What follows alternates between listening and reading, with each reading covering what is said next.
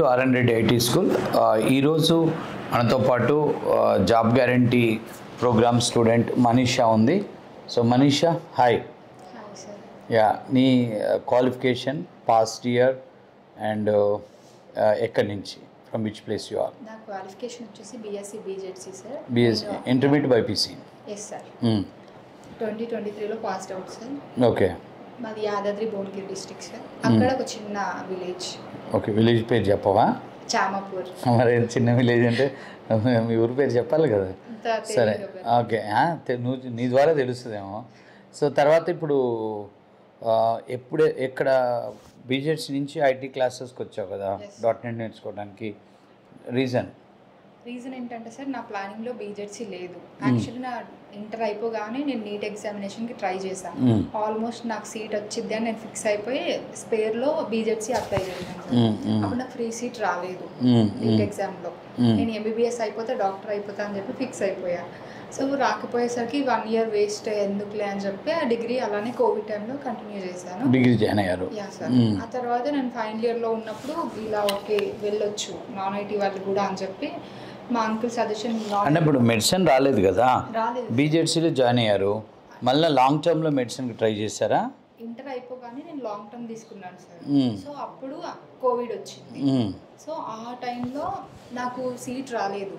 So then year waste అవుద్దేమో అని చెప్పి స్పేర్లో ఇంకా ప్లాన్ బిగా బీజెడ్సీ అప్లై చేసి పెట్టాను. ఆ ఇయర్లో అయినా నాకు నీట్ వచ్చింది అని చెప్పి నేను ఫిక్స్ అయ్యాను. అప్పుడు కూడా రాలేదు. రాకపోయేసరికి ఇక ఓకే అని చెప్పి అదే గ్రాడ్యుయేషన్ కంప్లీట్ చేశాను. అంటే 2 లాంగ్ టర్మ్లో లేదు, 1 long term. 1 long term. Okay. 1 long టర్మ్లో రాలేదు. నెక్స్ట్ ఇయర్ వేస్ట్ అవ్వకుండా డిగ్రీ అప్లై చేశాను. ఇంకా ఆల్రెడీ ఫస్ట్ ఇయర్ అయిపోయింది కదా అని చెప్పేసి కాంప్రమైజ్ అయ్యారు, కంటిన్యూ చేశా. మధ్యలో మా అంకుల్ ఒక అతను నాన్ ఐటీ అయినా కూడా నువ్వు ఏదైనా ప్రోగ్రామింగ్ లాంగ్వేజ్ నేర్చుకో వస్తుంది అని చెప్తే దెన్ నేను సర్చ్ చేసి అప్పుడు ఇన్స్టిట్యూట్లో అని చెప్పి ఫిక్స్ అయిపోయి వచ్చి జాయిన్ అయిపోయాను. ఇన్స్టిట్యూట్ ఎలా తెలుసు? త్రూ యూట్యూబ్లో చెక్ చేశారు. సో యాక్చువల్గా మేము ఆడియన్స్ కూడా చెప్తున్నాం, పాత ఇంటర్వ్యూస్లో నేను ఒక వీడియో చేశాను, డాక్టర్ అవ్వలేకపోయారు కానీ సాఫ్ట్వేర్ ఇంజనీర్లు అవ్వచ్చు అనేది ఒక వీడియో iDream ఛానల్లో చేశాను. చూసావా వీడియో? ఏమన్నా చూశాను సార్. చూసావా? అన్ని వీడియోస్ ఆ వీడియో తగిలిందా నీకు?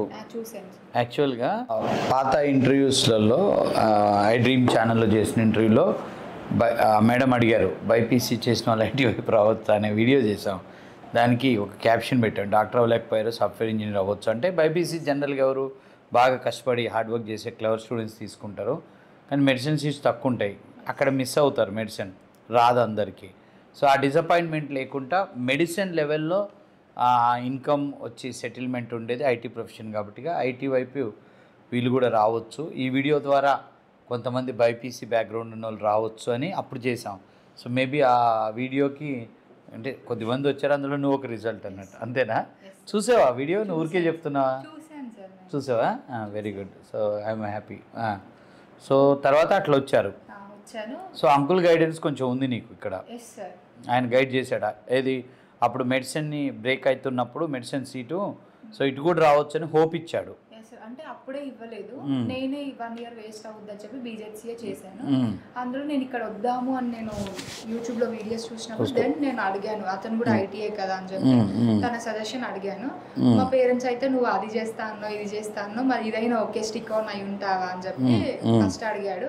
తర్వాత మా మామయ్య ఓకే అని చెప్పేసరికి వాళ్ళు కూడా పంపించారు సార్. Very good. దెన్ నేను ఫైనల్ ఇయర్లోనే ఇక్కడ జాయిన్ అయ్యాను. మరి అది అక్కడ ఒక ట్విస్టింగ్ ఏంటంటే, జనరల్గా ఎవరైనా కానీ డిగ్రీ అయిపోయినాక వద్దామనుకుంటారు, నువ్వు ఫైనల్ ఇయర్లో రావటం అల్టిమేట్ అసలు ప్లాన్. అది నేను అందరికీ చెప్పేది కూడా అదే, అసలు డిగ్రీ ఫైనల్ ఇయర్లోనే ఇండస్ట్రీ ఓరియంటెడ్ ఐటీ కోర్సులు నేర్చుకుంటే డిగ్రీ అయిపోయే టయానికి ఒక పక్కన ఇప్పుడు కాలేజెస్కి డిగ్రీలలో రెగ్యులర్గా పోయేది కూడా ఉండదు జనరల్గా.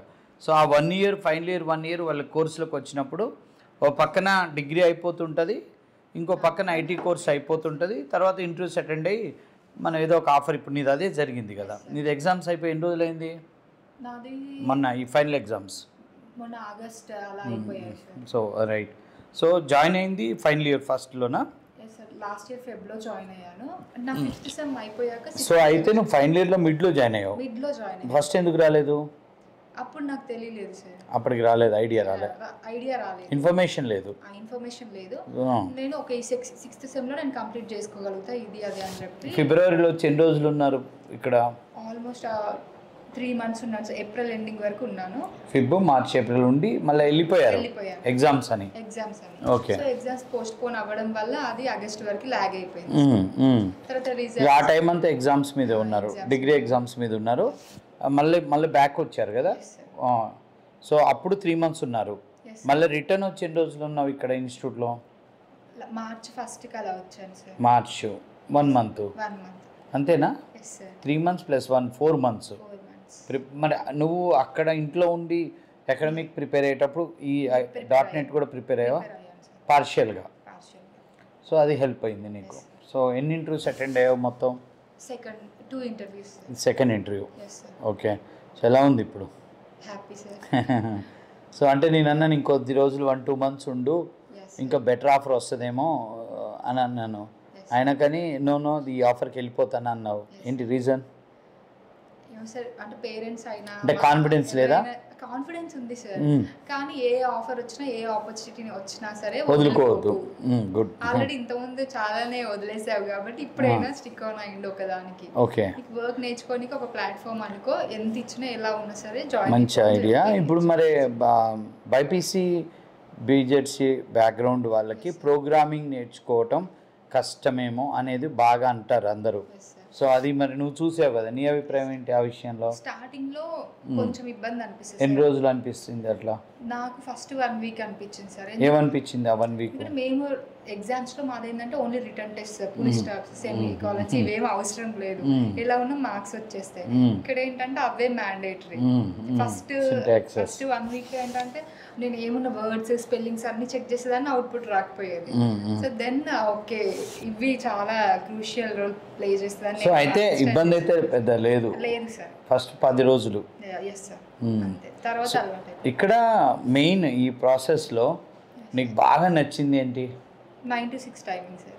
నాకు బాగా నచ్చింది. అందరికి నచ్చింది, నీకు ఎందుకంటే నచ్చింది. హాస్టల్కి వెళ్తే నేను చదవలేను, ఇక్కడ ఉంటే కనీసం పక్కన వాళ్ళని వీళ్ళని వాళ్ళు చూసి అయినా సరే కొంచెం కాన్సన్ట్రేషన్. నచ్చిన యాక్టివిటీ?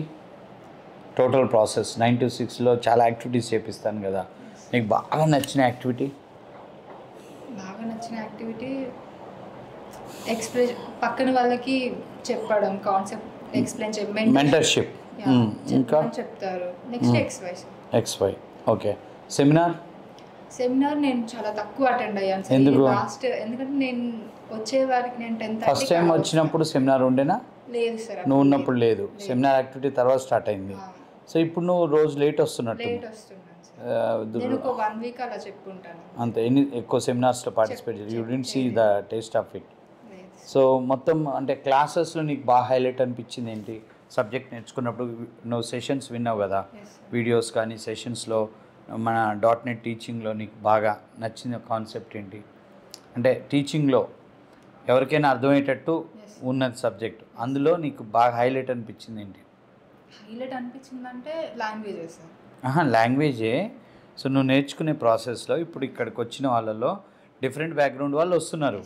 బట్ .NET R&D కాడికి వస్తే డిఫరెంట్ బ్యాక్గ్రౌండ్ వాళ్ళకి కూడా అర్థమవుతుంది. నీకు అర్థమైంది, BA వాళ్ళకి అర్థమవుతుంది. దానికి మెయిన్ అక్కడ నీకు ఏంటి రీజన్ ఎందుకు అనిపించింది? The way of explanation sir. అంతే, అంటే మోర్ క్లారిటీ. మనం ఏంటంటే నార్మలీ వేరే క్లాసెస్ కానీ ఈవెన్ నేను గ్రాడ్యుయేషన్ క్లాసెస్ కూడా అంత ఫోకస్డ్గా వినలేదు సార్. ఇవేంటంటే మోర్ క్లారిటీ, అంటే క్లియర్ ఎక్స్ప్లెనేషన్. ఎవరికైనా సరే, ఈవెన్ మా బ్రదర్ 8th class అతనికైనా సరే అర్థమైపోతుందేమో అనిపించింది కొన్ని వీడియోస్. ఓకే. సో బాగా అంటే బాగా ల్యాబ్ బాగా చేసావా? చేశాను సార్, నాకు వీలైనంత వరకు చేశాను. చేయబట్టే బికాస్ ఆఫ్ దట్ ఓన్లీ 2వ ఇంటర్వ్యూలో జాబ్ వచ్చింది, తొందరగా వచ్చినట్టు కదా. Okay, thank you very much, all the very best. Thank you. Right, next.